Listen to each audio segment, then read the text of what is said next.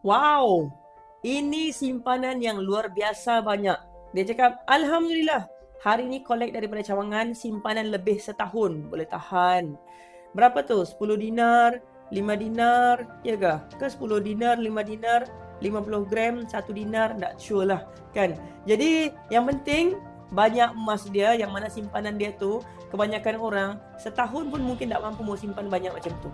Satu lagi, bestnya simpan emas dekat public gold ni, sebab kita boleh menabung sikit-sikit, parking dekat gap tu, after some time baru kita keluarkan berapa pun jumlah kita mau keluarkan. Contoh, saya menabung ada bulan ni 100, bulan depan 300 setengah, bulan depan dapat bonus 2 bulan gaji, dapatlah menabung 1,500 setengah. Lepas tu bulan depan lagi dapat menabung lagi ekstra. Ada bulan tak dapat menabung. Kumpul, parking je dalam gap tu akaun kita dekat online, okay?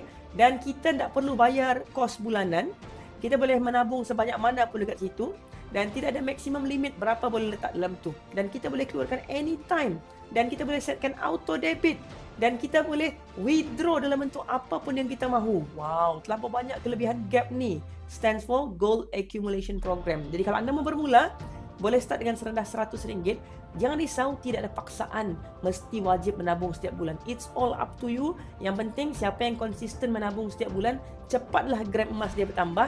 Dan one day saya harapkan semua penyimpan emas anda Empire saya capai at least satu orang, satu keluarga 1 kilogram emas macam ni. Sebab tu nama grup saya Misi Sekilo Emas. So kalau anda mau join Misi Sekilo Emas, jom daftar anda saya. Tekan link kat ayat tulis biru, nanti saya guide dan sediakan support group untuk anda. Follow for more tips.